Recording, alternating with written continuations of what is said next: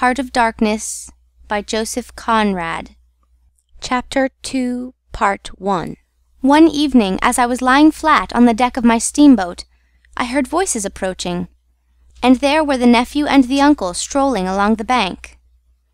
I laid my head on my arm again, and had nearly lost myself in a doze, when somebody said in my ear, as it were, "I am as harmless as a little child, but I don't like to be dictated to. Am I the manager, or am I not? I was ordered to send him there. It's incredible." I became aware that the two were standing on the shore alongside the forepart of the steamboat, just below my head. I did not move. It did not occur to me to move. I was sleepy. "It is unpleasant," grunted the uncle. "He has asked the administration to be sent there," said the other, with the idea of showing what he could do, and I was instructed accordingly. Look at the influence that man must have. Is it not frightful? They both agreed it was frightful, then made several bizarre remarks. Make rain and fine weather. One man. The council. By the nose. Bits of absurd sentences that got the better of my drowsiness, so that I had pretty near the whole of my wits about me when the uncle said, "The climate may do away with this difficulty for you. Is he alone there?" "Yes," answered the manager. He sent his assistant down the river with a note to me in these terms: "Clear this poor devil out of the country, and don't bother sending more of that sort." I had rather be alone than have the kind of men you can dispose of with me. It was more than a year ago. Can you imagine such impudence? "Anything since then?" asked the other hoarsely. "Ivory," jerked the nephew. "Lots of it. Prime sort. Lots. Most annoying from him." "And with that?" questioned the heavy rumble. "Invoice," was the reply, fired out, so to speak. Then silence. They had been talking about Kurtz. I was broad awake by this time, but, lying perfectly at ease, remained still, having no inducement to change my position. "How did that ivory come all this way?" growled the elder man, who seemed very vexed. The other explained that it had come with a fleet of canoes in charge of an English half-caste clerk Kurtz had with him. That Kurtz had apparently intended to return himself, the station being by that time bare of goods and stores, but after coming 300 miles had suddenly decided to go back, which he started to do alone in a small dugout with 4 paddlers, leaving the half-caste to continue down the river with the ivory. The 2 fellows there seemed astounded at anybody attempting such a thing. They were at a loss for an adequate motive. As to me, I seemed to see Kurtz for the first time. It was a distant glimpse, the dugout, 4 paddling savages, and the lone white man turning his back suddenly on the headquarters, on relief, on thoughts of home, perhaps, settling his face toward the depths of the wilderness, towards his empty and desolate station. I did not know the motive. Perhaps he was simply a fine fellow who stuck to his work for its own sake. His name, you understand, had not been pronounced once. He was that man, the half-caste who, as far as I could see, had conducted a difficult trip with great prudence and pluck, was invariably alluded to as that scoundrel. The scoundrel had reported that the man had been very ill, had recovered imperfectly. The 2 below me moved away, then a few paces, and strolled back and forth at some little distance. I heard, "Military, post, doctor, 200 miles, quite alone now, unavoidable delays, 9 months, no news, strange rumors." They approached again, just as the manager was saying, "No one, as far as I know, unless a species of wandering trader, a pestilential fellow snapping ivory from the natives." Who was it they were talking about now?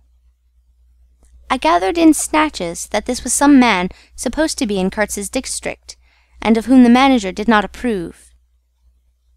"We will not be free from unfair competition till one of these fellows is hanged for an example," he said. "Certainly," grunted the other. "Get him hanged. Why not? Anything. Anything can be done in this country. That's what I say. Nobody here, you understand, here can endanger your position. And why? You stand the climate. You outlast them all. The danger is in Europe. But there, before I left, I took care to—" They moved off and whispered, then their voices rose again. "The extraordinary series of delays is not my fault. I did my best." The fat man sighed. "Very sad." "And the pestiferous absurdity of his talk," continued the other. "He bothered me enough when he was here. Each station should be like a beacon on the road towards better things, a centre for trade, of course, but also for humanizing, improving, instructing. Conceive you, that ass!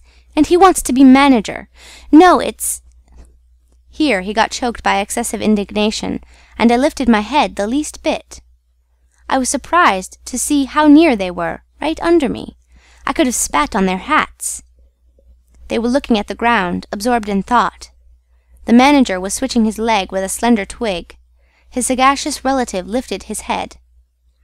"You have been well since you came out this time?" he asked. The other gave a start. "Who? I? Oh, like a charm, but the rest, oh my goodness, all sick. They die so quick, too, that I haven't the time to send them out of the country. It's incredible." Just so," grunted the uncle. "Ah, my boy, trust to this, I say, trust to this." I saw him extend his short flipper of an arm for a gesture that took in the forest, the creek, the mud, the river, seemed to beckon with a dishonouring flourish before the sunlit face of the land, a treacherous appeal to the lurking death, to the hidden evil, to the profound darkness of its heart. It was so startling that I leapt to my feet and looked back at the edge of the forest, as though I had expected an answer of some sort to that black display of confidence. You know the foolish notions that come to one sometimes. The high stillness confronted these two figures with its ominous patience, waiting for the passing away of a fantastic invasion.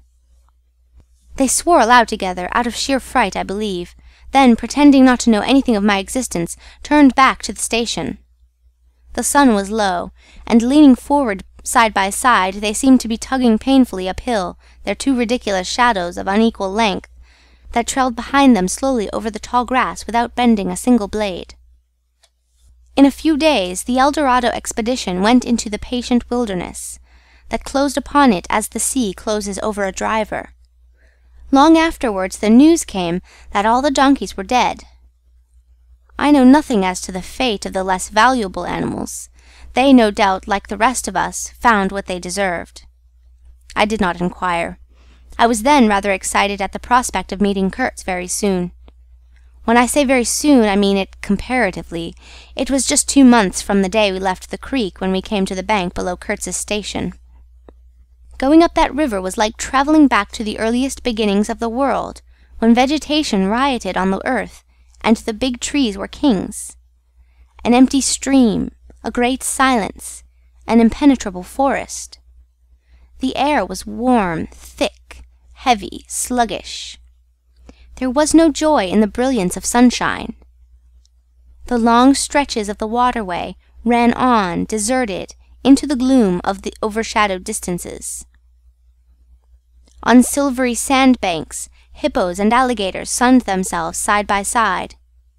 The broadening waters flowed through a mob of wooded islands. You lost your way on that river as you would in a desert, and butted all day long against shoals, trying to find the channel, till you thought yourself bewitched and cut off forever from everything you had known once, somewhere, far away, in another existence perhaps. There were moments when one's past came back to one, as it will sometimes when you have not a moment to spare for yourself. But it came in the shape of an unrestful and noisy dream, remembered with wonder amongst the overwhelming realities of this strange world of plants, water, and silence. And this stillness of life did not in the least resemble a peace. It was the stillness of an implacable force brooding over an inscrutable intention. It looked at you with a vengeful aspect. I got used to it afterwards. I did not see it any more. I had no time. I had to keep guessing at the channel. I had to discern, mostly by inspiration, the signs of hidden banks. I watched for sunken stones. I was learning to clap my teeth smartly before my heart flew out. When I shaved by a fluke some infernal sly old snag that would have ripped the life out of the tin-pot steamboat and drowned all the pilgrims. I had to keep a lookout for the signs of dead wood we could cut up in the night for next day's steaming. When you have to attend to things of that sort, to the mere incidents of the surface, the reality, I tell you, fades. The inner truth is hidden, luckily.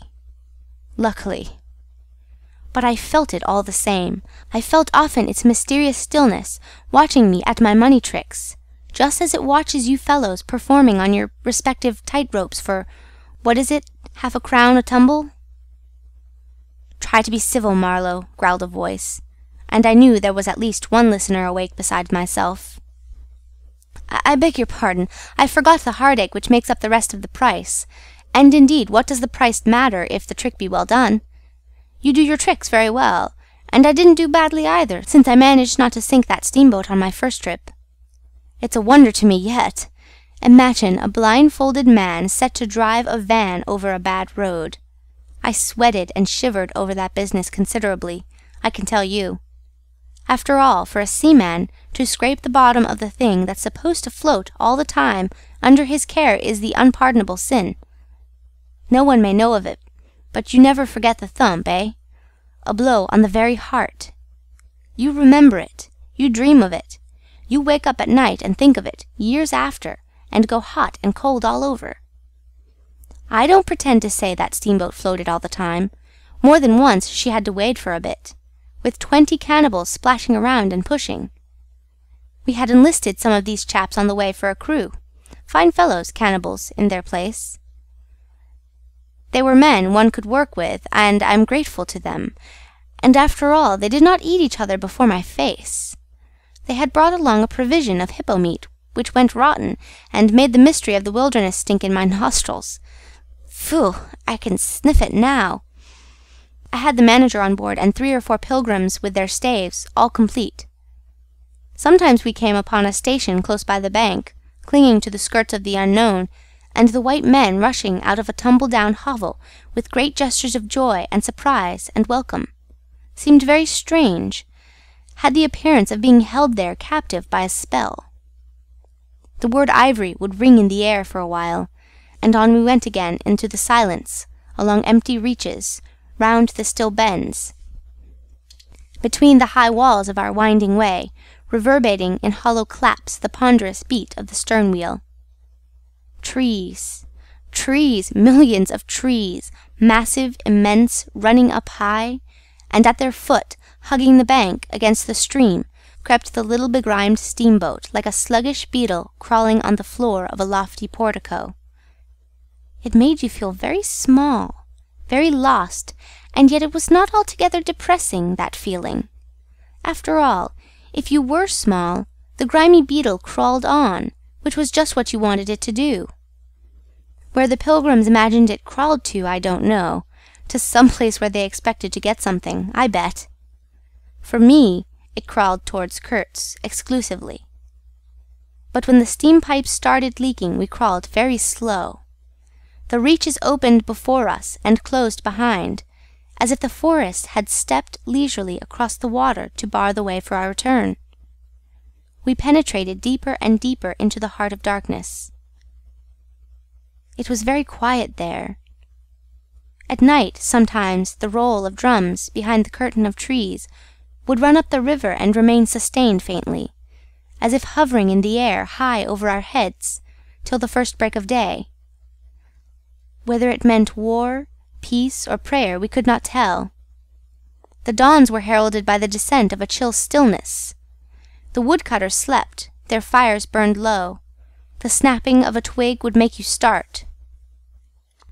We were wanderers on a prehistoric earth, on an earth that wore the aspect of an unknown planet. We could have fancied ourselves the first of men taking possession of an accursed inheritance, to be subdued at the cost of profound anguish and of excessive toil.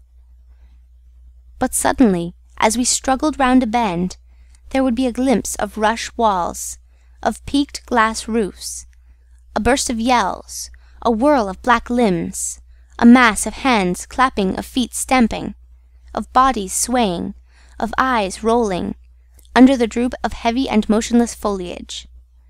The steamer toiled along slowly on the edge of a black and incomprehensible frenzy. The prehistoric man was cursing us, praying to us, welcoming us. Who could tell? We were cut off from the comprehension of our surroundings. We glided past like phantoms, wondering and secretly appalled, as sane men would be before an enthusiastic outbreak in a madhouse. We could not understand because we were too far, and could not remember because we were travelling in the night of first ages, of those ages that are gone, leaving hardly a sign, and no memories. The earth seemed unearthly.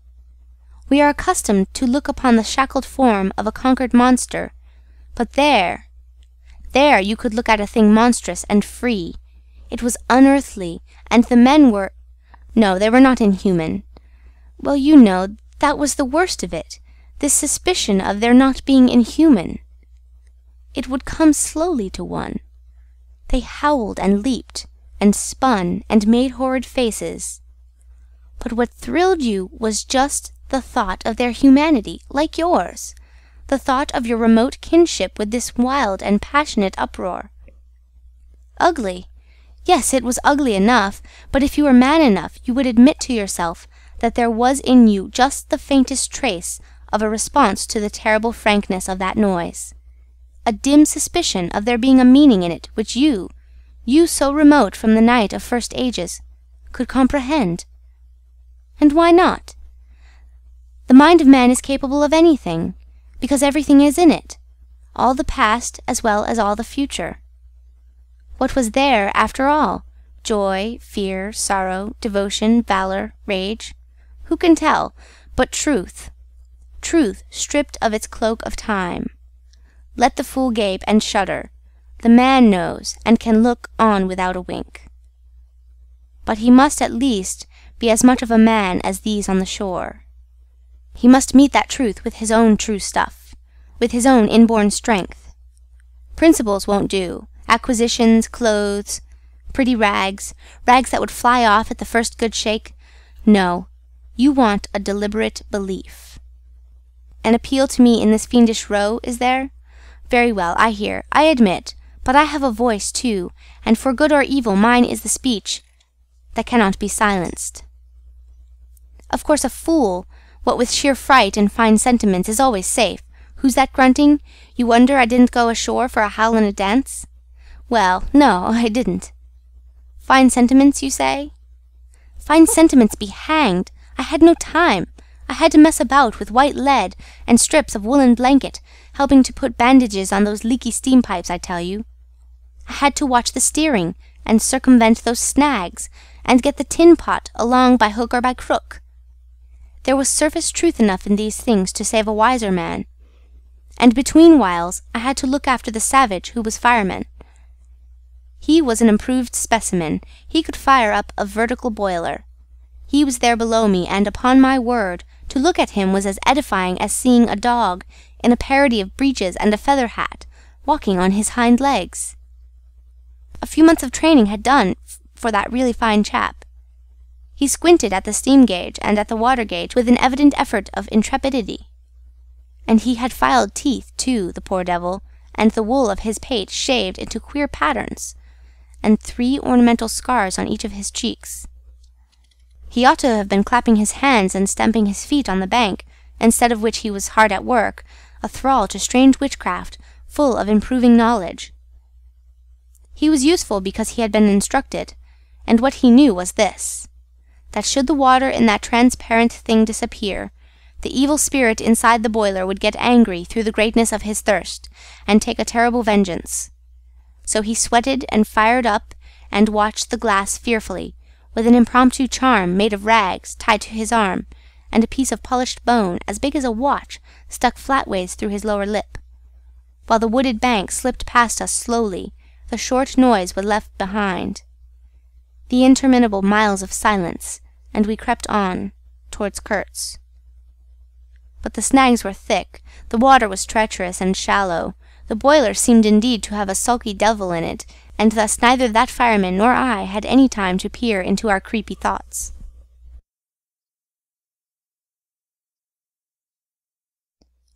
Some 50 miles below the inner station, we came upon a hut of reeds, an inclined and melancholy pole with the unrecognizable tatters of what had been a flag of some sort flying from it, and a neatly stacked woodpile. This was unexpected. We came to the bank, and on the stack of firewood found a flat piece of board with some faded pencil writing on it. When deciphered, it said, "Wood for you. Hurry up. Approach cautiously." There was a signature, but it was illegible. Not Kurt's, a much longer word. Hurry up. Where? Up the river? Approach cautiously. We had not done so. But the warning could not have been meant for the place where it could only be found after approach.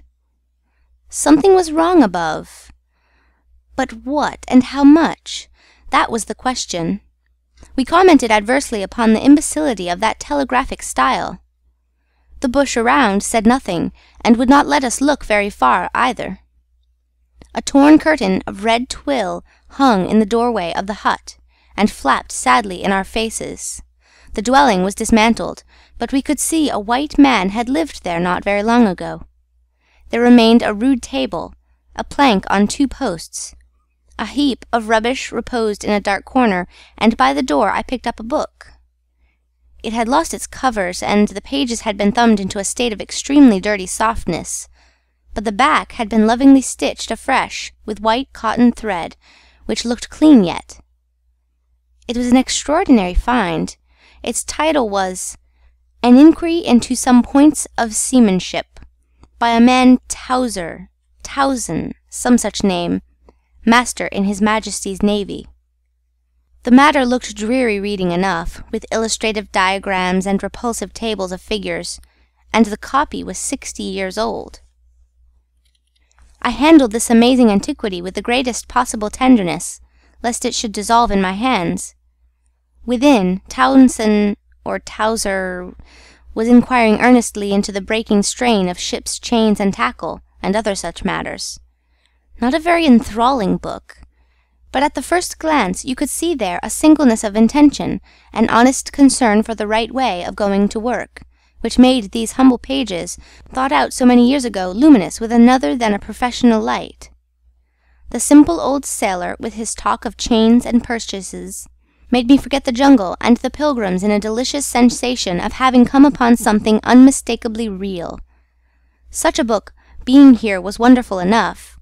Still more astounding were the notes penciled in the margin, and plainly referring to the text. I couldn't believe my eyes. They were in cipher. Yes, it looked like a cipher. Fancy a man lugging with him a book of that description into this nowhere, and studying it, and making notes.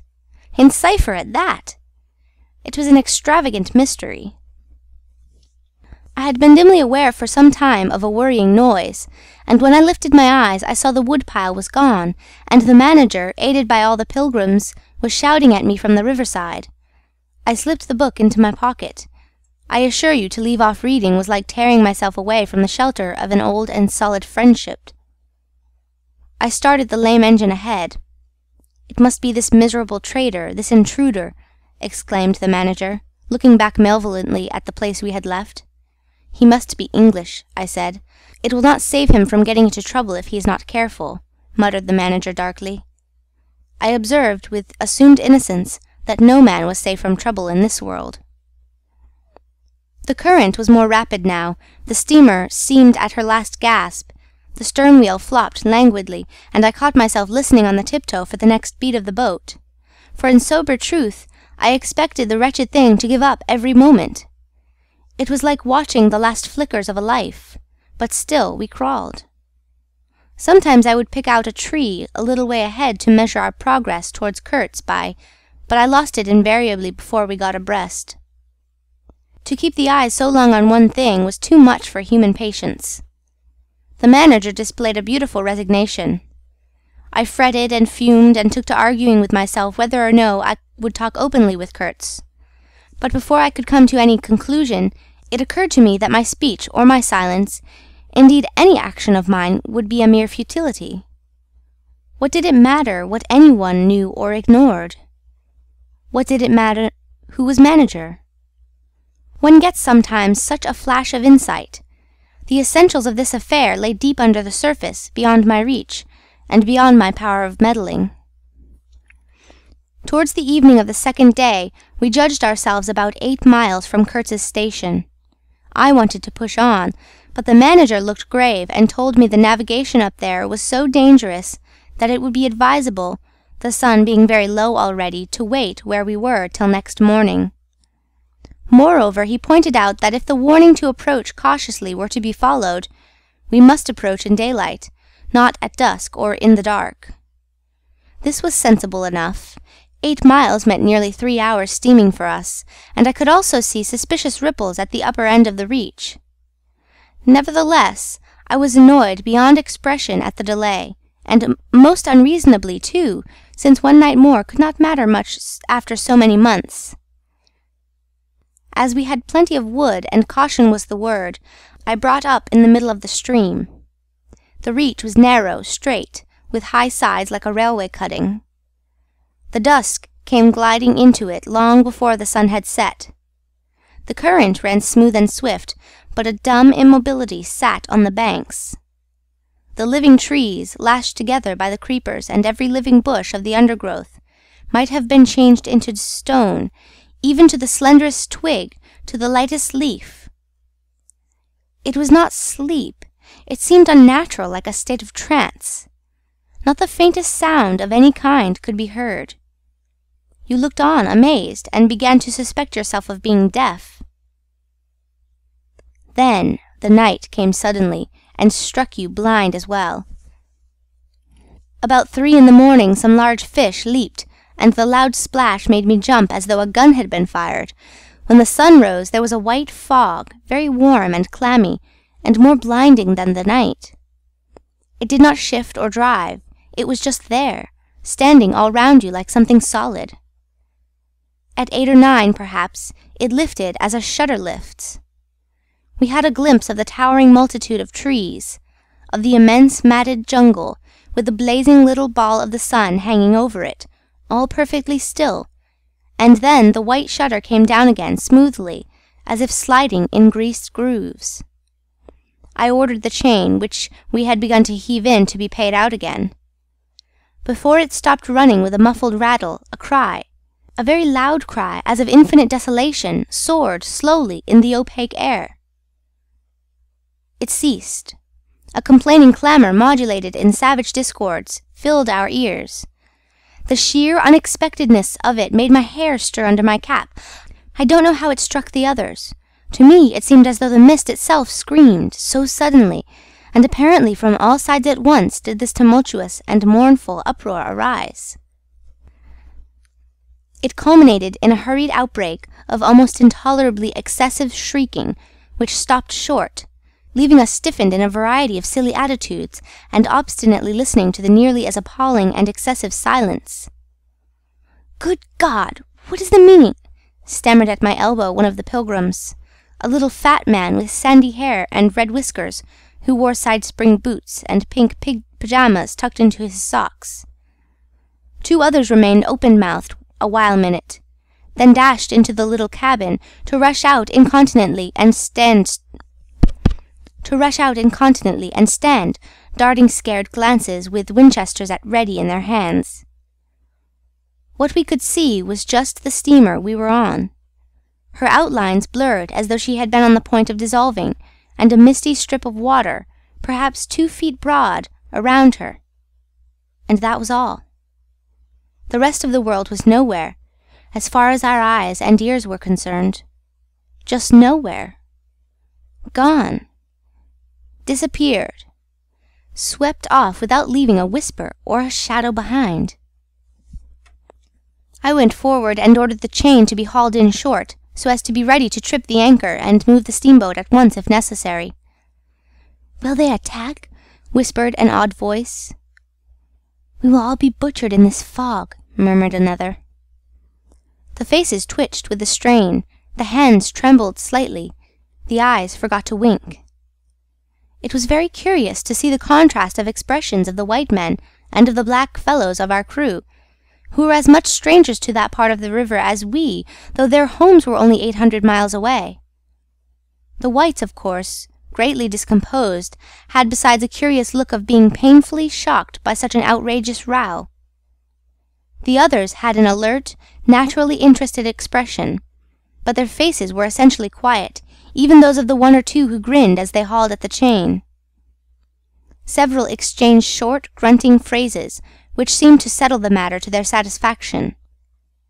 Their headman, a young, broad-chested black, severely draped in a dark blue fringed cloths, with fierce nostrils and his hair all done up artfully in oily ringlets, stood near me. "Aha!" I said, just for good fellowship's sake. "Catch 'em!" he snapped, with a bloodshot widening of his eyes and a flash of sharp teeth. "Catch 'im. Give 'im to us." "To you, eh?" I asked. "What would you do them?" "Eat 'em," he said curtly, and leaning his elbow on the rail, looked out into the fog in a dignified and profoundly pensive attitude. I would no doubt have been properly horrified had it not occurred to me that he and his chaps must be very hungry, that they must have been growing increasingly hungry for at least this month past. They had been engaged for 6 months. I don't think a single one of them had had any clear idea of the time, as we at the end of countless ages have. They still belonged to the beginnings of time, had no inherited experience to teach them, as it were. And, of course, as long as there was a piece of paper written over in accordance with some farcical law or other made down the river, it didn't enter anybody's head to trouble how they would live. Certainly they had brought with them some rotten hippo meat, which couldn't have lasted very long anyway, even if the pilgrims hadn't, in the midst of a shocking hullabaloo, thrown a considerable quantity of it overboard. It looked like a high-handed proceeding, but it was really a case of legitimate self-defense. You can't breathe dead hippo walking, sleeping, and eating, and at the same time keep your precarious grip on existence. Besides that, they had given them every week 3 pieces of brass wire, each about 9 inches long, and the theory was they were to buy their provisions with that currency in riverside villages. You can see how that worked. There were either no villages, or the people were hostile, or the director, who like the rest of us fed out of tins, with an occasional old he-goat thrown in, didn't want to stop the steamer for some more or less recondite reason. So unless they swallowed the wire itself, or made loops of it to snare the fishes with, I don't see what good their extravagant salary could be to them. I must say it was paid with a regularity worthy of a large and honourable trading company. For the rest, the only thing to eat, though it didn't look eatable in the least, I saw in their possession was a few lumps of some stuff, like half-cooked dough of a dirty lavender colour, they kept wrapped in leaves, and now and then swallowed a piece of, but so small that it seemed done more for the looks of the thing than for any serious purpose of sustenance. Why in the name of all the gnawing devils of hunger they didn't go for us? They were 30 to 5, and have a good tuck-in for once amazes me now when I think of it. They were big, powerful men, with not much capacity to weigh the consequences, with courage, with strength even yet, though their skins were no longer glossy and their muscles no longer hard. And I saw that something restraining, one of those human secrets that baffle probability, had come into play there. I looked at them with a swift quickening of interest, not because it occurred to me I might be eaten by them before very long, though I own to you that just then I perceived, in a new light, as it were, how unwholesome the pilgrims looked, and I hoped, yes, I positively hoped that my aspect was not so, what shall I say, so unappetizing? A touch of fantastic vanity which fitted well with the dream sensation that pervaded all my days at that time. Perhaps I had a little fever, too. One can't live with one's finger everlastingly on one's pulse. I had often a little fever, or a little touch of other things. The playful paw-strokes of the wilderness, the preliminary trifling before the more serious onslaught which came in due course. Yes, I looked at them as you would on any human being, with a curiosity of their impulses, motives, capacities, weaknesses, when brought to the test of an inexorable physical necessity. Restraint! What possible restraint? Was it superstition, disgust, patience, fear, or some kind of primitive honor? No fear can stand up to hunger, no patience can wear it out. Disgust simply does not exist where hunger is.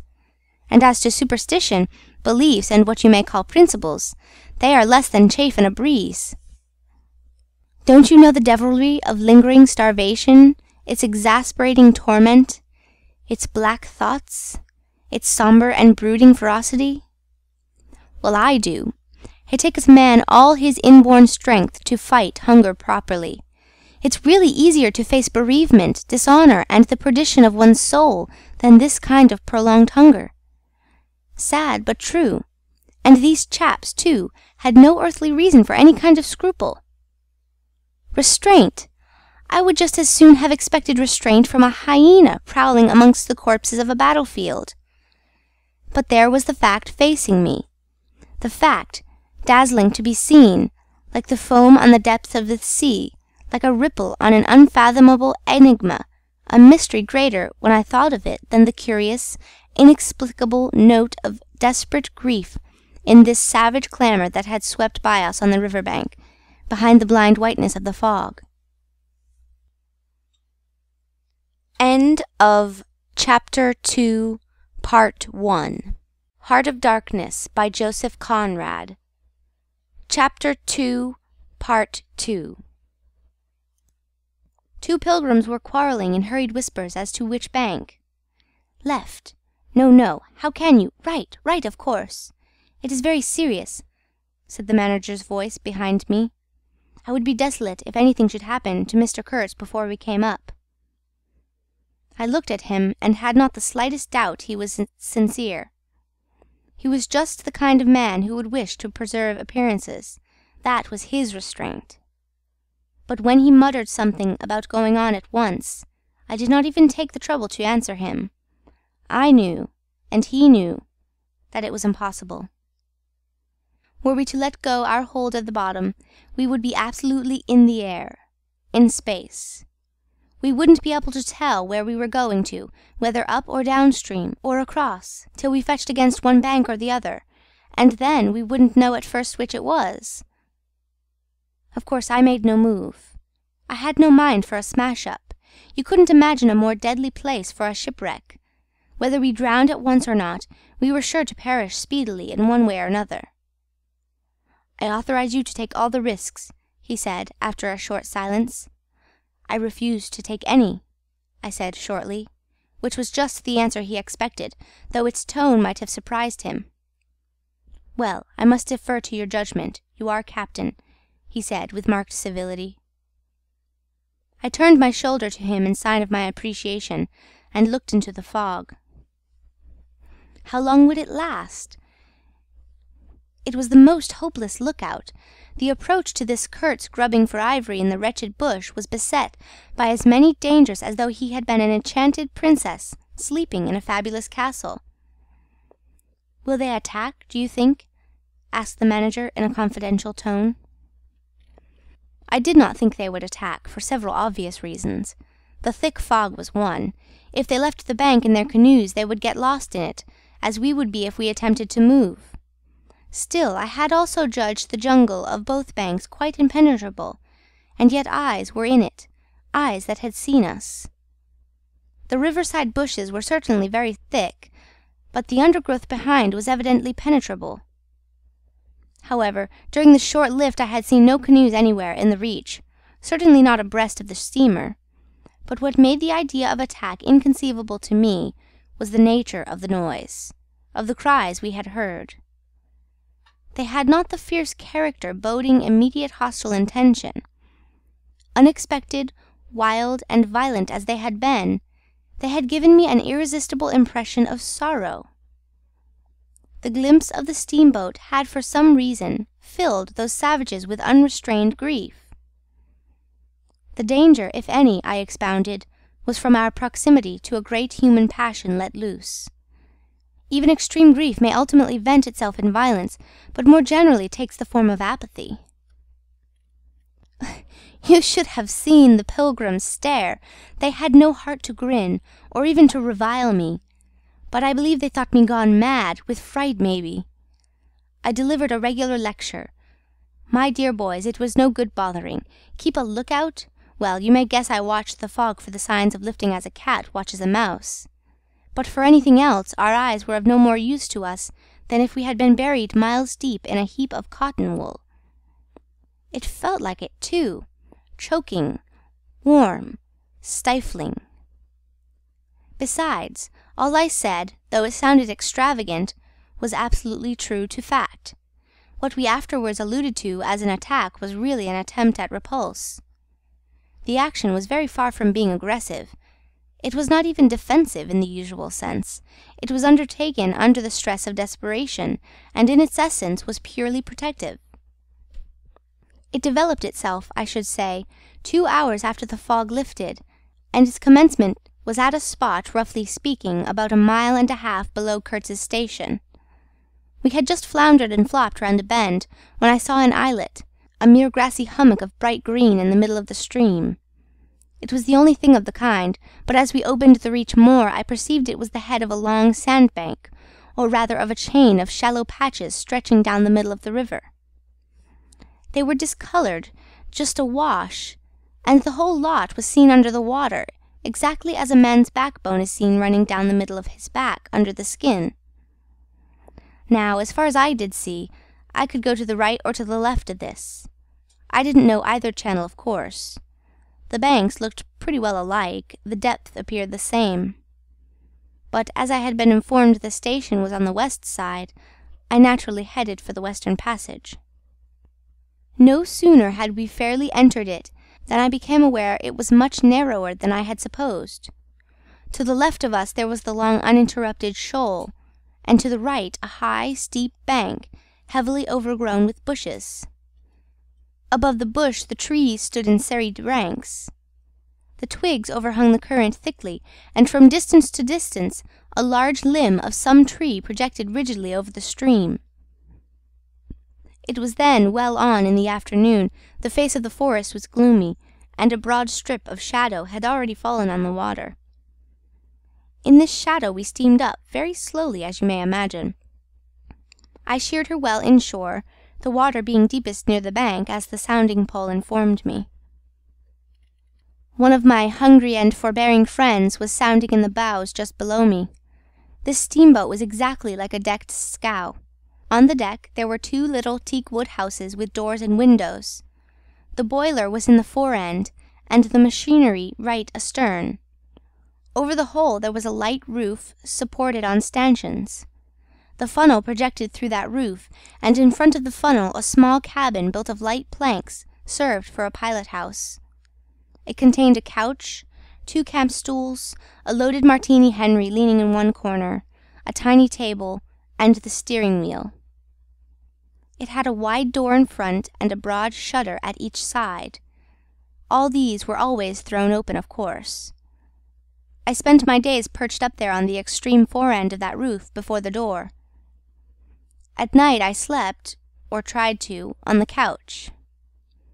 An athletic black belonging to some coast tribe, and educated by my poor predecessor, was the helmsman.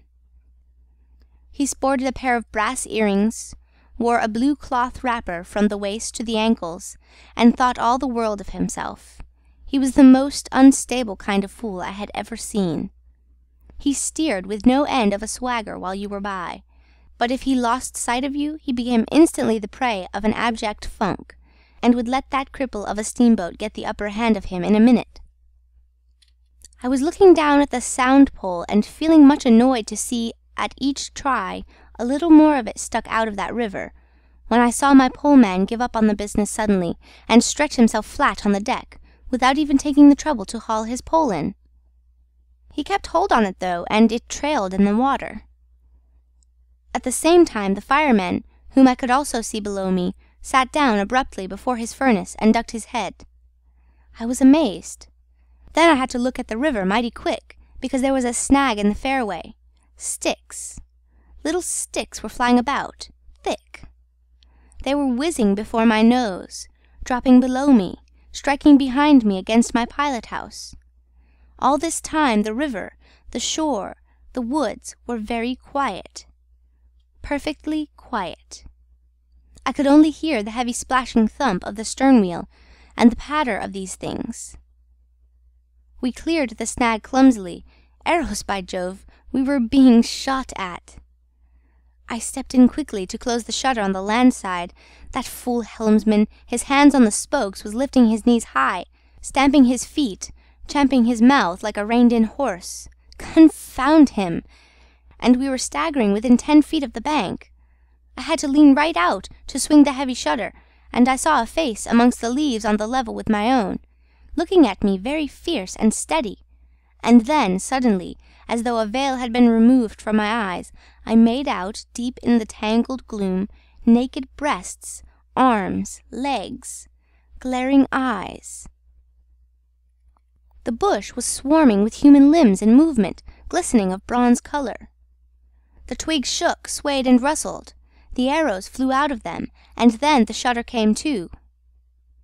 "Steer her straight," I said to the helmsman. He held his head rigid, face forward, but his eyes rolled. He kept on lifting and setting down his feet gently. His mouth foamed a little.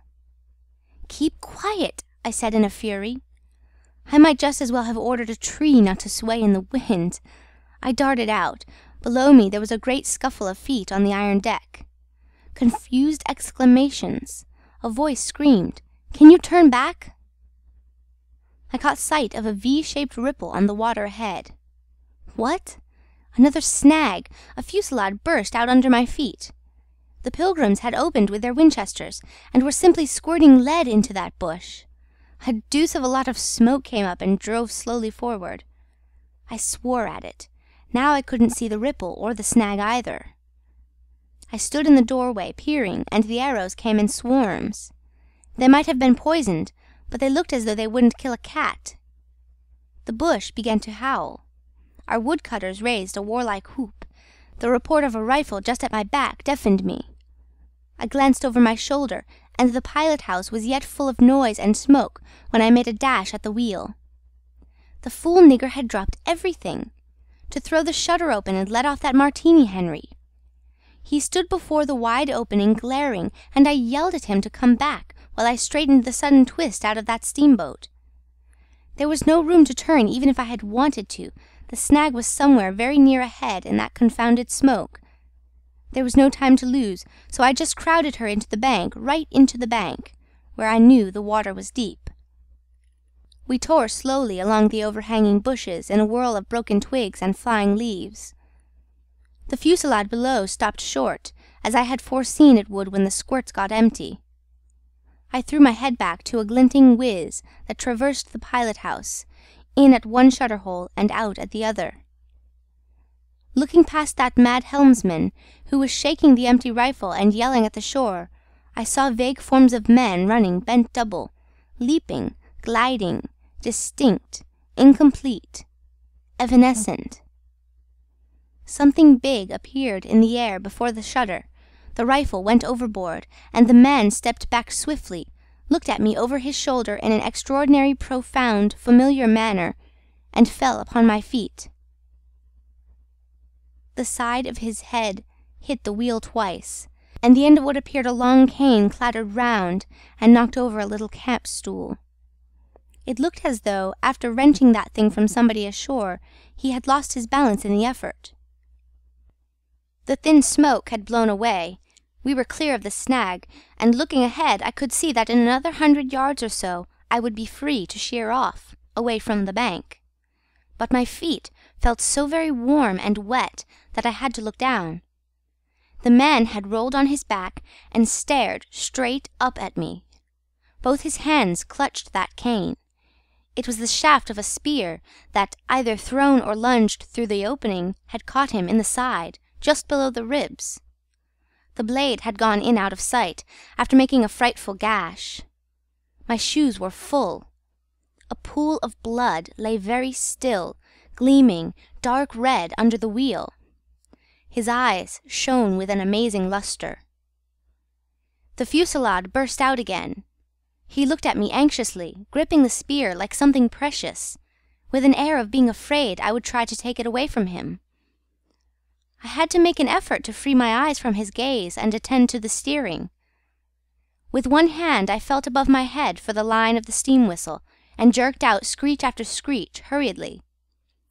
The tumult of angry and warlike yells was checked instantly, and then from the depths of the woods went out such a tremulous and prolonged wail of mournful fear and utter despair as may be imagined to follow the flight of the last hope from the earth. There was a great commotion in the bush. The shower of arrows stopped, a few dropping shots rang out sharply. Then silence, in which the languid beat of the stern wheel came plainly to my ears. I put the helm hard a starboard at the moment when the pilgrim in pink pajamas, very hot and agitated, appeared in the doorway. "The manager sends me," he began in an official tone, and stopped short. "Good God!" he said, glaring at the wounded man. We two whites stood over him, and his lustrous and inquiring glance enveloped us both. I declare, it looked as though he would presently put to us some questions in an understandable language. But he died without uttering a sound, without moving a limb, without twitching a muscle. Only in the very last moment, as though in response to some sign we could not see, to some whisper we could not hear, he frowned heavily, and that frown gave to his black death mask an inconceivably sombre, brooding, and menacing expression. The lustre of inquiring glance faded swiftly into vacant glassiness. "Can you steer?" I asked the agent eagerly. He looked very dubious, but I made a grab at his arm, and he understood at once I meant him to steer whether or no. To tell you the truth, I was morbidly anxious to change my shoes and socks. "He is dead," murmured the fellow, immensely impressed. "No doubt about it," said I, tugging like mad at the shoelaces. "And by the way, I suppose Mr. Kurtz is dead as well by this time." For the moment that was the dominant thought. There was a sense of extreme disappointment, as though I had found out I had been striving after something altogether without a substance. I couldn't have been more disgusted if I had travelled all this way for the sole purpose of talking with Mr. Kurtz. I flung one shoe overboard, and became aware that that was exactly what I had been looking forward to. A talk with Kurtz. I made the strange discovery that I had never imagined him as doing, you know, but discoursing. I didn't say to myself, "Now I will never see him," or "Now I will never shake him by the hand," but "Now I will never hear him." The man presented himself as a voice. Not, of course, that I did not connect him with some sort of action. Hadn't I been told, in all the tones of jealousy and admiration, that he had collected, bartered, swindled, or stolen more ivory than all the other agents altogether? That was not the point. The point was in his being a gifted creature, and that all of his gifts, the one that stood out preeminently, that carried with it a sense of real presence, was his ability to talk. His words. The gift of expression. The bewildering, the illuminating, the most exalted and the most contemptible. The pulsating stream of light, or the deceitful flow from the heart of an impenetrable darkness. The other shoe went flying unto the devil god of that river. I thought, "By Jove, it's all over. We are too late. He has vanished. The gift has vanished, by means of some spear, arrow, or club. I will never hear that chap speak after all." And my sorrow had a startling extravagance of emotion, even such as I had noticed in the howling sorrow of these savages in the bush. I couldn't have felt more of lonely desolation somehow, had I been robbed of a belief or had missed my destiny in life. Why do you sigh in this beastly way? Somebody? Absurd? Well, absurd. Good Lord, mustn't a man ever... Here, give me some tobacco.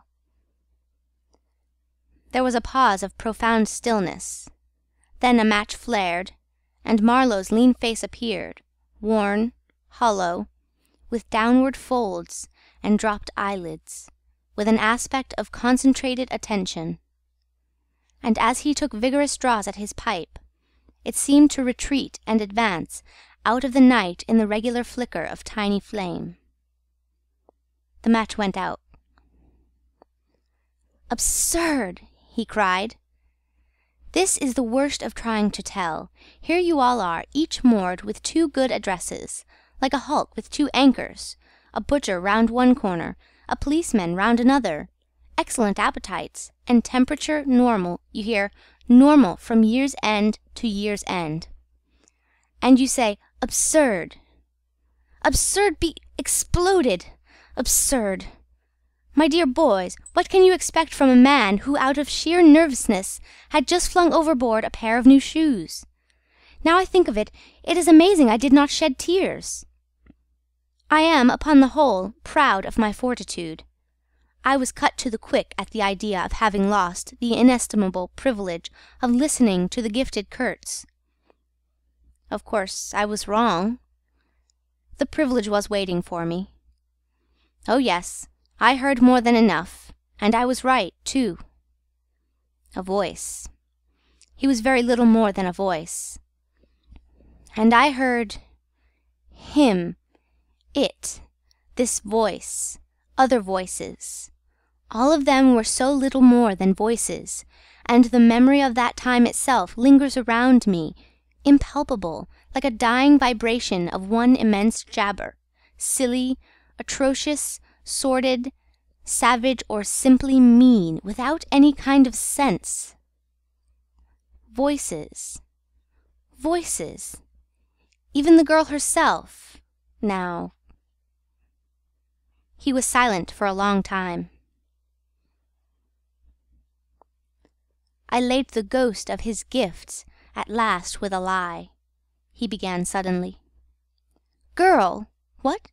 Did I mention a girl? Oh, she is out of it completely. The women, I mean, are out of it, should be out of it. We must help them to stay in that beautiful world of their own, lest ours gets worse. Oh, she had to be out of it. You should have heard the disinterred body of Mr. Kurtz saying, "My intended." You would have perceived directly then how completely she was out of it. And the lofty frontal bone of Mr. Kurtz. They say the hair goes on growing sometimes, but this, specimen was impressively bald. The wilderness had patted him on the head, and behold, it was like a ball, an ivory ball. It had caressed him, and lo, he had withered. It had taken him, loved him, embraced him, got into his veins, consumed his flesh, and sealed his soul to its own by the inconceivable ceremonies of some devilish initiation. He was its spoiled and pampered favourite. Ivory? I should think so. Heaps of it. Stacks of it. The old mud shanty was bursting with it. You would think there was not a single tusk left either above or below the ground in the whole country. Mostly fossil, the manager had remarked disparagingly. It was no more fossil than I am, but they call it fossil when it is dug up. It appears these niggers do bury the tusks sometimes, but evidently they couldn't bury this parcel deep enough to save the gifted Mr. Kurtz from his fate. We filled the steamboat with it, and had to pile a lot on the deck. Thus he could see and enjoy as long as he could see, because the appreciation of this favour had remained with him to the last. You should have heard him say, "My ivory." Oh yes, I heard him. My intended, my ivory, my station, my river, my... everything belonged to him. It made me hold my breath in expectation of hearing the wilderness burst into a prodigious peal of laughter that would shake the fixed stars in their places. Everything belonged to him, but that was a trifle. The thing was to know what he belonged to. How many powers of darkness claimed him for their own. That was the reflection that made you creepy all over. It was impossible. It was not good for one either, trying to imagine. He had taken a high seat amongst the devils of the land. I mean literally. You can't understand. How could you? with solid pavement under your feet, surrounded by kind neighbours ready to cheer you or to fall on you, stepping delicately between the butcher and the policeman, in the holy terror of scandal and gallows and lunatic asylums. How can you imagine what particular region of the first ages a man's untrammelled feet may take him into by the way of solitude? Utter solitude without a policeman, by the way of silence, utter silence where no warning voice of a kind neighbour can be heard whispering of public opinion. These little things make all the great difference. When they are gone, you must fall back on your own innate strength, upon your own capacity for faithfulness. Of course, you may be too much of a fool to go wrong, too dull even to know you are being assaulted by the powers of darkness. I take it, no fool ever made a bargain for his soul with the devil. The fool is too much of a fool, or the devil too much of a devil, I don't know which. Or you may be such a thunderingly exalted creature as to be altogether deaf and blind to anything but heavenly sights and sounds. Then the earth for you is only a standing place. And whether to be like this is your loss or your gain, I won't pretend to say, but most of us are neither one nor the other. The earth for us is a place to live in, where we must put up with sights, with sounds, with smells too, by Jove, breathe dead hippo, so to speak, and not be contaminated. And there, don't you see? Your strength comes in, the faith in your ability for the digging of unostentatious holes to bury the stuff in. Your power of devotion, not to yourself, but to an obscure, back-breaking business. And that's difficult enough. Mind, I am not trying to excuse or even explain. I am trying to account myself for Mr. Kurtz, for the shade of Mr. Kurtz. This initiated wrath from the back of nowhere honoured me with its amazing confidence before it vanished altogether. This was because it could speak English to me. The original Kurtz had been educated partly in England, and as he was good enough to say himself, his sympathies were in the right place. His mother was half English, his father was half French.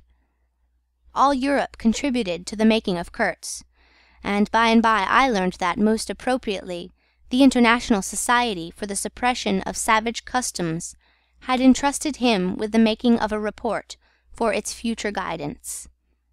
And he had written it, too. I've seen it. I've read it. It was eloquent, vibrating with eloquence, but too high-strung, I think. 17 pages of close writing he had found time for. But this must have been before his, let us say, nerves went wrong, and caused him to preside at certain midnight dances ending with unspeakable rites, which, as far as I reluctantly gathered from what I heard at various times, were offered up to him, do you understand? To Mr. Kurtz himself. But it was a beautiful piece of writing. The opening paragraph, however, in the light of later information, strikes me now as ominous. He began with the argument that we whites, from the point of development we had arrived at, must necessarily appear to them, savages, in the nature of supernatural beings. We approached them with the might of a deity, and so on and so on. By the simple exercise of our will we can exert a power for good practically unbounded, etc., etc. From that point he soared and took me with him. The peroration was magnificent, though difficult to remember, you know. It gave me the notion of an exotic immensity, ruled by an august benevolence. It made me tingle with enthusiasm. This was the unbounded power of eloquence, of words, of burning, noble words. There were no practical hints to interrupt the magical current of phrases, unless a kind note at the foot of the last page, scrawled evidently much later in an unsteady hand, may be regarded as the exposition of a method. It was very simple, and at the end of that moving appeal to every altruistic sentiment it blazed at you, luminous and terrifying, like a flash of lightning in a serene sky. "Exterminate all the brutes!" The curious part was that he had apparently forgotten all about that valuable postscriptum, because later on, when he in a sense came to himself, he repeatedly entreated me to take good care of my pamphlet, he called it, as it was sure to have in the future a good influence upon his career. I had full information about all these things, and besides, as it turned out, I was to have the care of his memory. I've done enough for it to give me the undisputable right to lay it, if I choose, for an everlasting rest in the dustbin of progress, amongst all the sweepings and, figuratively speaking, all the dead cats of civilization. But then, you see, I can't choose. He won't be forgotten.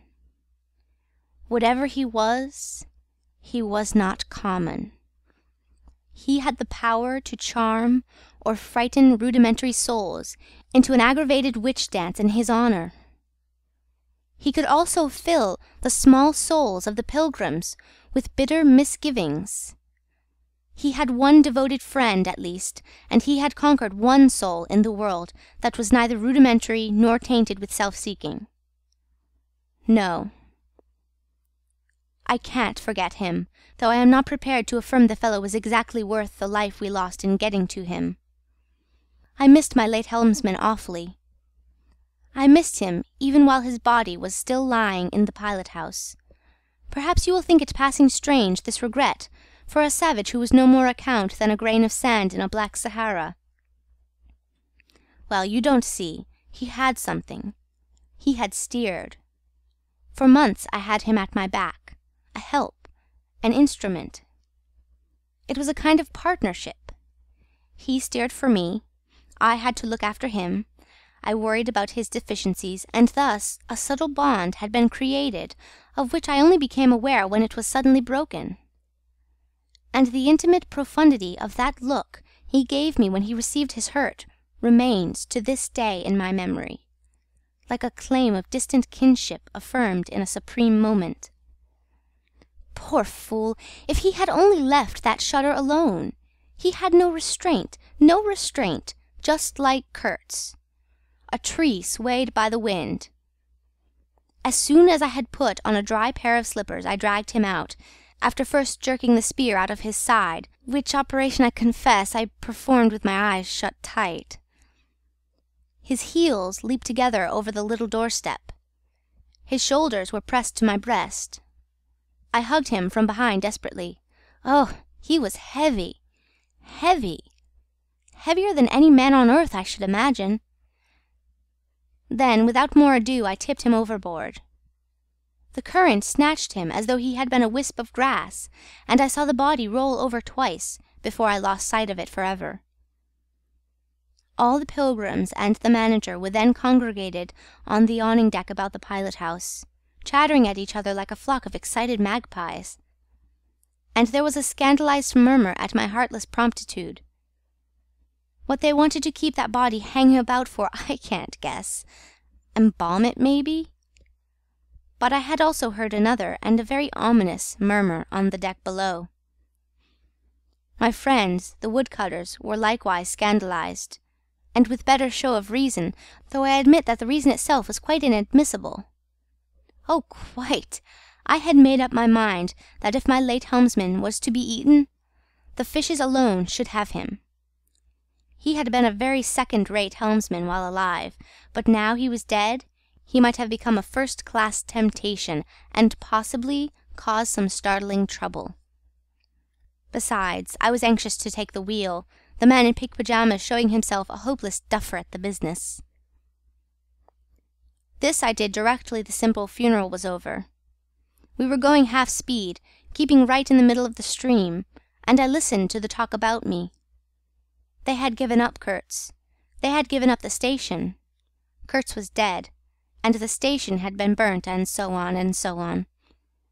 The red-haired pilgrim was beside himself with the thought that at least this poor Kurtz had been properly avenged. "Say, we must have made a glorious slaughter of them in the bush, eh? What do you think? Say?" He positively danced, the bloodthirsty little gingery beggar. And he had nearly fainted when he saw the wounded man. I could not help saying, You made a glorious lot of smoke, anyhow." I had seen from the way the tops of the bushes rustled and flew that almost all the shots had gone too high. You can't hit anything unless you take aim and fire from the shoulder. But these chaps fired from the hip with their eyes shut. The retreat, I maintained, and I was right, was caused by the screeching of the steam whistle. Upon this they forgot Kurtz, and began to howl at me with indignant protests. The manager stood by the wheel, murmuring confidentially about the necessity of getting well away down the river, before dark at all events, when I saw in the distance a clearing on the riverside, and the outlines of some sort of building. "What's this?" I asked. He clapped his hands in wonder. "The station!" he cried. I edged in at once, still going half speed. Through my glasses I saw the slope of a hill interspersed with rare trees, and perfectly free from undergrowth. A long decaying building on the summit was half buried in the high grass. The large holes in the peaked roof gaped black from afar. The jungle and the woods made a background. There was no enclosure or fence of any kind, but there had been one apparently, for near the house 6 slim posts remained in a row, roughly trimmed and with their upper ends ornamented with round carved balls. The rails, or whatever there had been between, had disappeared. Of course, the forest surrounded all that. The river-bank was clear, and on the water-side I saw a white man under a hat like a cart-wheel beckoning persistently with his whole arm. Examining the edge of the forest above and below, I was almost certain I could see movements. Human forms gliding here and there. I steamed past prudently, then stopped the engines and let her drift down. The man on the shore began to shout, urging us to land. "We have been attacked," screamed the manager. I know, it's all right," yelled back the other, and as cheerful as you please. "Come along, it's all right, I am glad." His aspect reminded me of something I had seen, something funny I had seen somewhere. As I maneuvered to get alongside, I was asking myself, what does this fellow look like? Suddenly I got it. He looked like a harlequin. His clothes had been made of some stuff that was brown holland, probably, but it was covered with patches all over, with bright patches, blue, red, and yellow, patches on the back, patches on the front, patches on elbows, on knees, coloured binding around his jacket, scarlet edging at the bottom of his trousers, and the sunshine made him look extremely gay and wonderfully neat withal, because you could see how beautifully all this patching had been done. A beardless, boyish face, very fair, no features to speak of, nose peeling, little blue eyes, smiles and frowns chasing each other over that open countenance like sunshine and shadow on a windswept plain. "Look out, Captain!" he cried. "There's a snag lodged in here last night." What, another snag? I confess I swore shamefully. I had nearly holed my cripple to finish off that charming trip. The harlequin on the bank turned his little pug nose up to me. "You English?" he asked, all smiles. "Are you?" I shouted from the wheel. The smiles vanished, and he shook his head as if sorry for my disappointment. Then he brightened up. "Never mind," he cried encouragingly. "Are we in time?" I asked. "He is up there," he replied, with a toss of the head up the hill, and becoming gloomy all of a sudden. His face was like the autumn sky, overcast one moment and bright the next. When the manager, escorted by the pilgrims, all of them armed to the teeth, had gone to the house, this chap came on board. "I say, I don't like this. These natives are in the bush," I said. He assured me earnestly it was all right. "They are simple people," he added. "Well, I am glad you came. It took me all my time to keep them off." "But you said it was all right," I cried. "Oh, they meant no harm," he said, and as I stared he corrected himself. "Not exactly." Then vivaciously, "My faith, your pilot-house wants a clean-up." In the next breath he advised me to keep enough steam on the boiler to blow the whistle in case of any trouble. "One good screech will do more for you than all your rifles. "They are simple people," he repeated. He rattled away at such a rate he quite overwhelmed me. He seemed to be trying to make up for lots of silence, and actually hinted, laughing, that such was the case. "Don't you talk with Mr. Kurtz?" I said. "You don't talk with that man. You listen to him," he exclaimed with severe exultation. "But now—" He waved his arm, and in the twinkling of an eye was in the uttermost depths of despondency. In a moment he came up again with a jump, possessed himself of both my hands, shook them continuously while he gabbled, "Brother sailor, honor, pleasure, delight, introduce myself, Russian, son of an archpriest, government of Tamboy, what? Tobacco, English tobacco, the excellent English tobacco. Now that's brotherly. Smoke? Where's a sailor that does not smoke?" The pipe soothed him, and gradually I made out he had run away from school, had gone to sea in a Russian ship, ran away again, served some time in English ships, was now reconciled with the archpriest. He made a point of that. "But when one is young one must see things, gather experience, ideas, enlarge the mind." "Here," I interrupted, "you can never tell." "Here I met Mr. Kurtz," he said, youthfully solemn and reproachful. I held my tongue after that. It appears he had persuaded a Dutch trading house on the coast to fit him out with stores and goods, and had started for the interior with a light heart and no more idea of what would happen to him than a baby. He had been wandering about that river for nearly 2 years alone, cut off from everybody and everything. "I am not so young as I look. I am 25, he said. "At first old Van Schuiten would tell me to go to the devil," he narrated with keen enjoyment, "but I stuck to him and talked, till at last he got afraid I would talk the hind leg off his favourite dog, so he gave me some cheap things and a few guns, and told me he hoped he would never see my face again. Good old Dutchman Van Schuiten. I've sent him one small lot of ivory a year ago, so that he can't call me a little thief when I get back. I hope he got it. And for the rest I don't care. I had some wood stacked for you. That was my old house. Did you see?" I gave him Towson's book. He made as though he would kiss me, but restrained himself. "The only book I had left, and I thought I had lost it," he said, looking at it ecstatically. "So many accidents happen to a man going about alone, you know. Canoes get upset sometimes, and sometimes you got to clear out so quick when the people get angry." He thumbed the pages. "You made notes in Russian?" I asked. He nodded. "I thought they were written in cipher," I said. He laughed, then became serious. "I had lots of trouble to keep these people off," he said. "Did they want to kill you?" I asked. "Oh, no!" he cried, and checked himself. "Why did they attack us?" I pursued. He hesitated, then said shamefacedly, "They don't want him to go."